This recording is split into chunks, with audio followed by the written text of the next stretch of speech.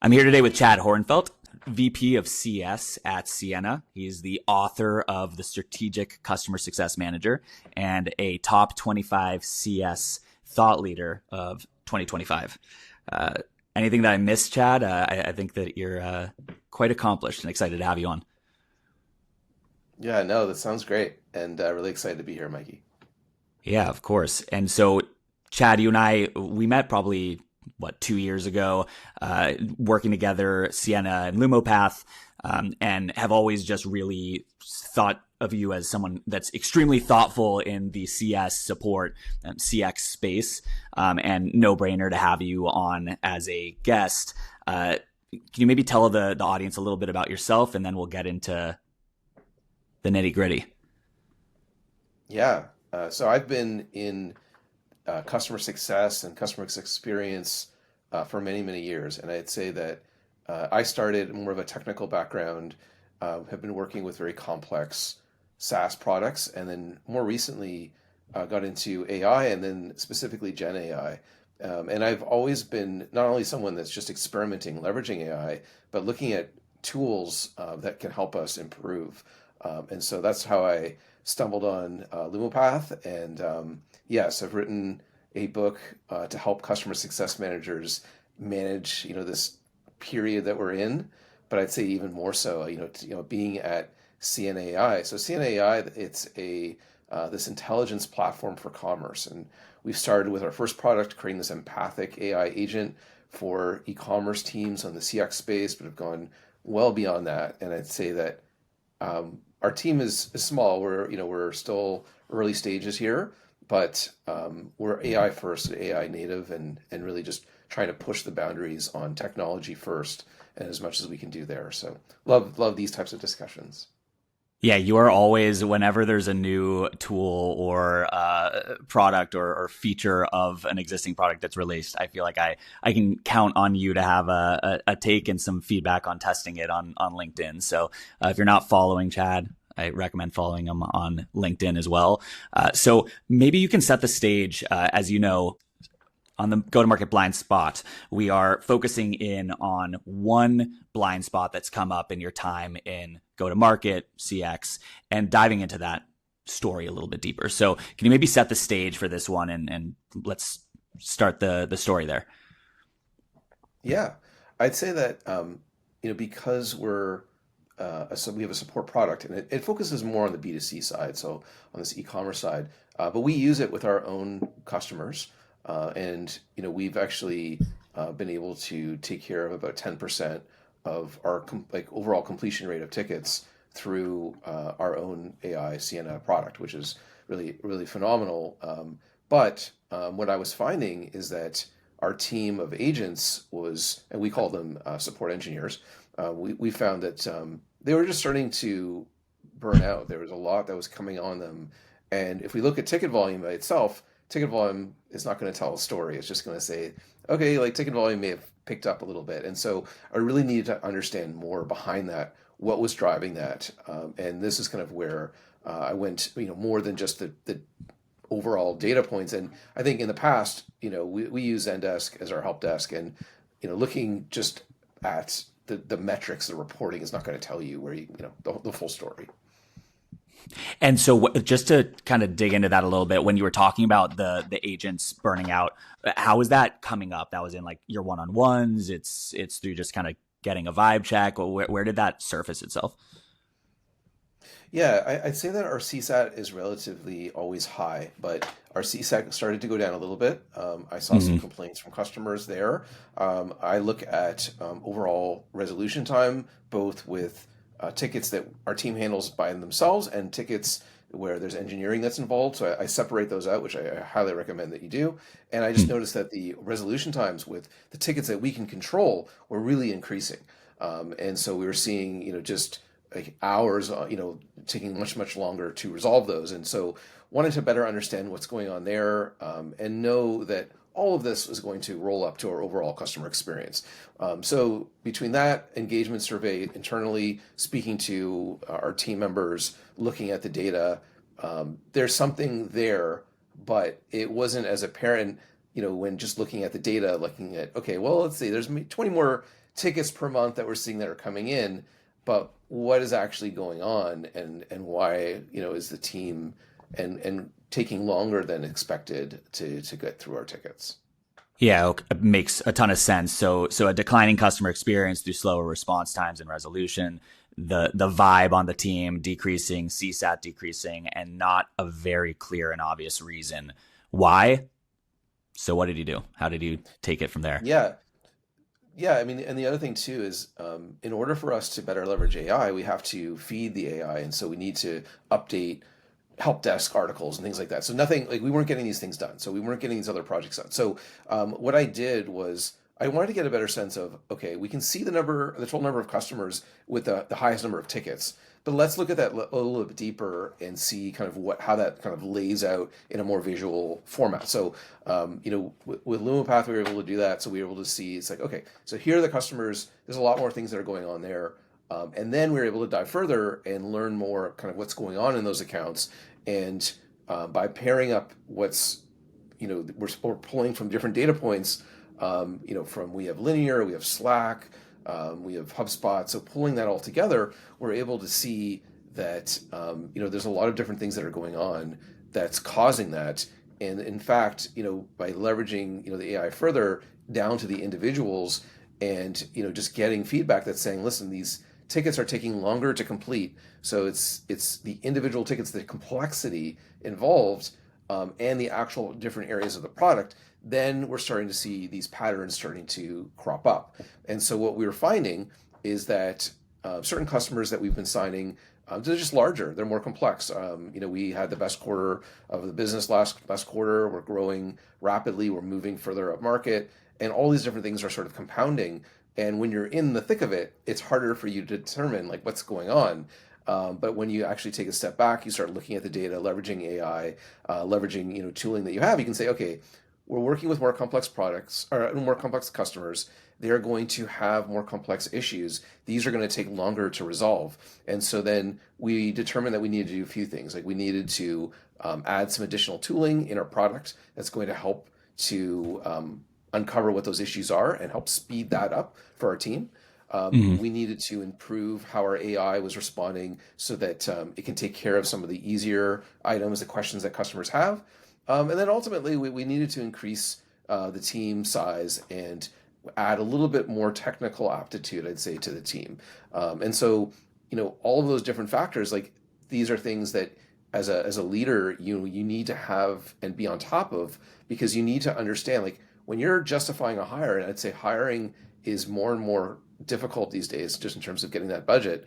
You need to be very, very accurate in terms of what you need to hire for, why you need to hire, and what is that person going to do? Like really, what's the return going to be?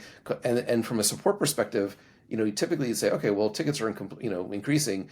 Average ticket per person is X, and that's why we need to hire.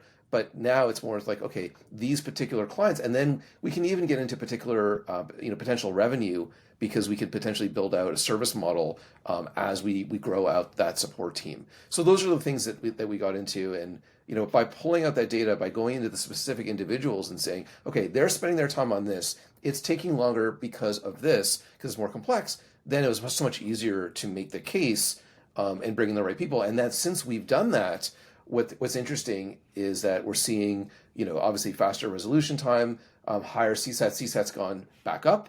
And I'd say that, as a whole, in terms of the team, you can see that from a culture perspective, the team's in a much better place. And now those projects that we had shelved, they're coming back off the shelf, and we're starting to think about it. It's like, okay, let's start to improve our reporting over here. So as an example, you typically look at first response time, but when you add AI into the mix, it's harder to do that because AI is responding first. So now we're building out custom metrics, and we're saying when AI responds, how long does it take for a human to respond if it gets routed to that human? And we can start to get like more in depth into our data. So yeah, these are some of the benefits, but it's a very interesting journey to be on and kind of be part of, using AI to help make these decisions. Yeah, and very meta that your entire organization is also using AI as a support product. So a lot of introspection probably on and product product development that probably has come out of this experience for you as the leader within the organization. And so to take a step back, I just want to make sure I'm kind of synthesizing this right, because it's super interesting. It sounds like the top line metric you were tracking, like the number of tickets, that was not necessarily going up significantly. It maybe a little bit, but it didn't account for the added strain, the decreased response times of the team, and so that was really the exercise you were going through to uncover the answer to why things are taking so much longer.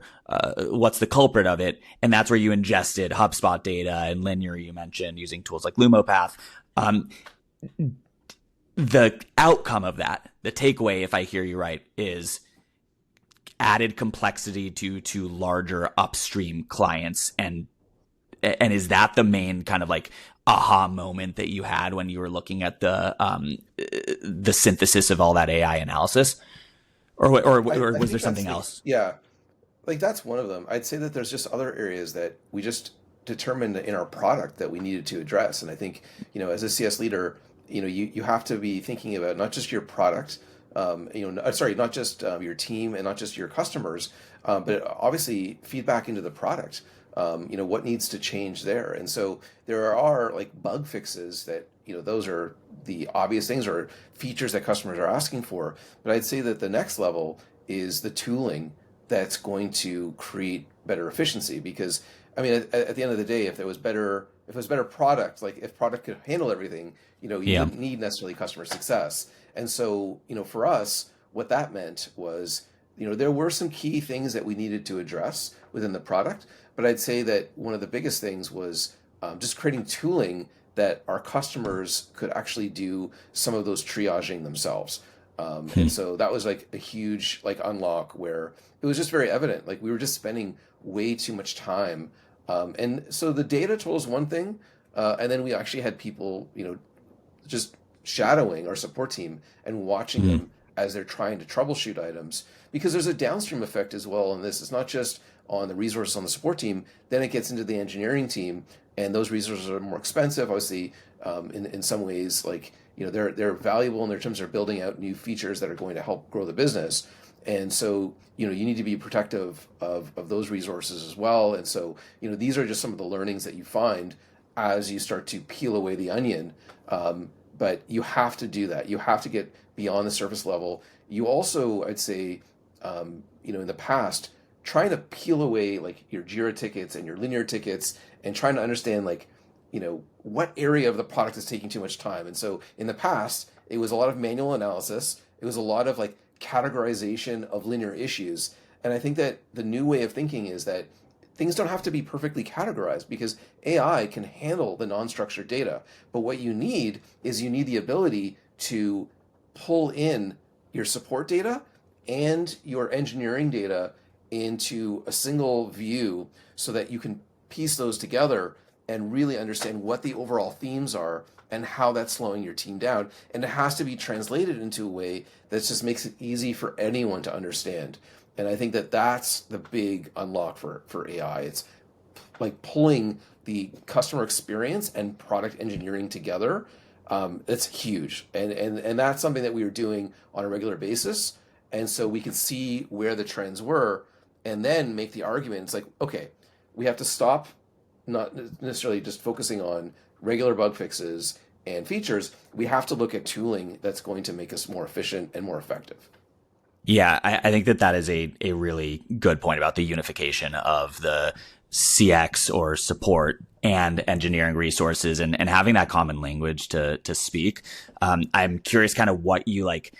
It seems like the beauty of AI is that you're able to just ask this question and get an answer as to what is adding complexity to our engineer or to our support team's processes.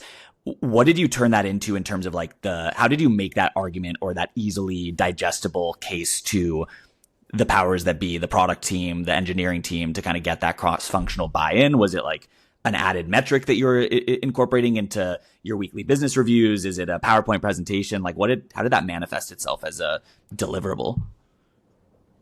Yeah, so one of the things that we do is that we have a monthly we call a top customer review, and we look at the customers that I'd say the highest leverage customers, because they tend to have the highest number of challenges, as well as obviously from a revenue perspective, the most valuable, and they tend to show the most common themes.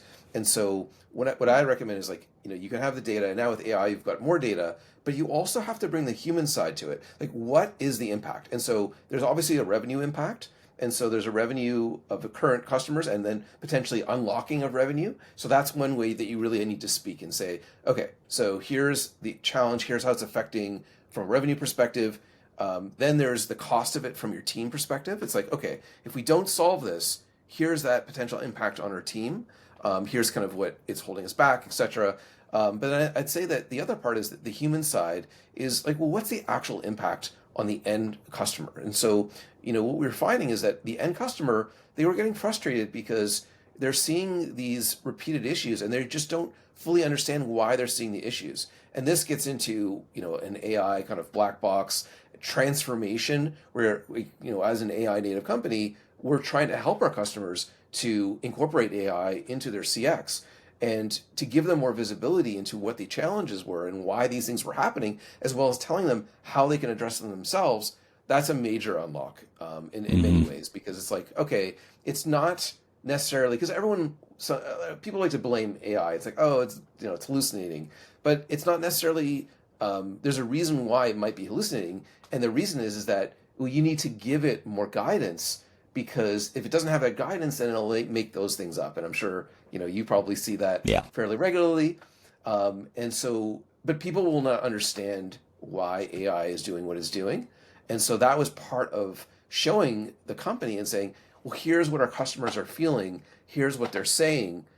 How do we change that narrative to make it so that they have a better understanding of what's happening, and give them the tooling that they need so that they can be more self-sufficient? Because a lot of times, like, at the end of the day, customers want to be more self-sufficient. They don't necessarily want to, go and let's say bug, their partner who they're working with.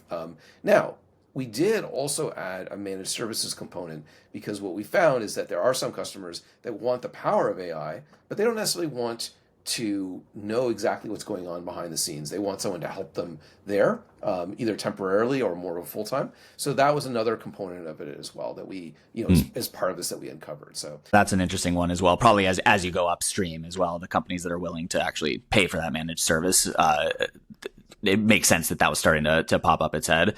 And so I guess moving forward, you mentioned that new KPI of like tracking the tickets that are passed, routed from a AI agent to a human agent.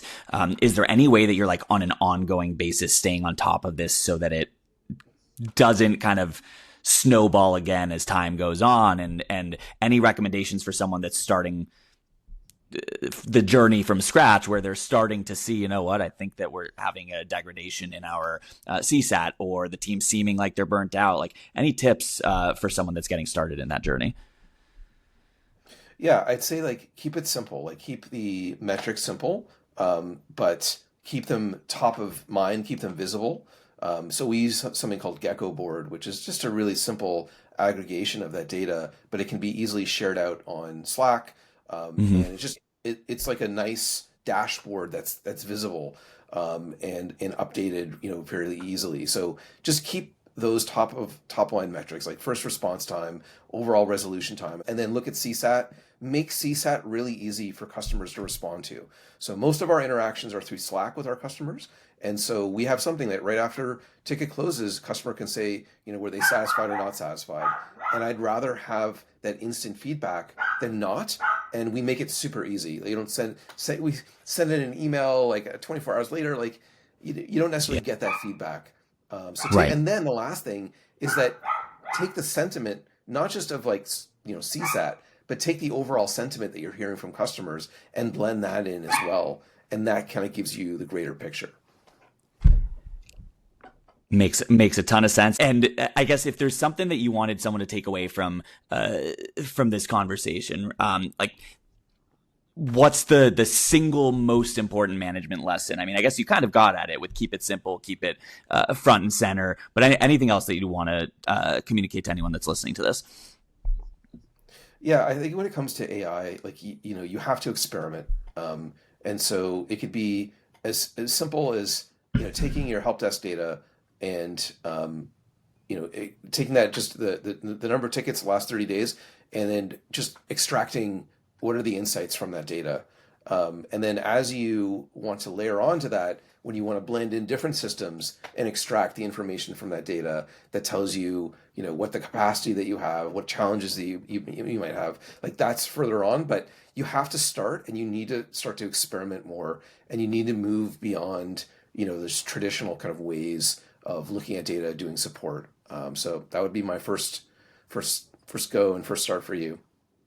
Awesome. And for anyone that's curious to reach out to you, do you want to provide a way to contact you, LinkedIn or anything like that? We can add that as well. Yeah, I'm fairly active on LinkedIn, so feel free to reach out. And again, appreciate people like yourself who are trying to provide these types of tooling to practitioners like myself, because I'd say our jobs are very hard, and you need ops, but at companies of our size, ops. First of all, if you have ops, they're going to be compounded with a whole bunch of other things. So they need their own tooling.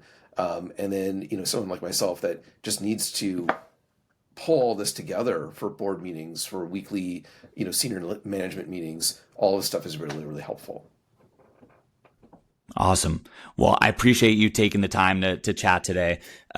Pleasure as always to connect, and excited for more conversations offline with you about all this.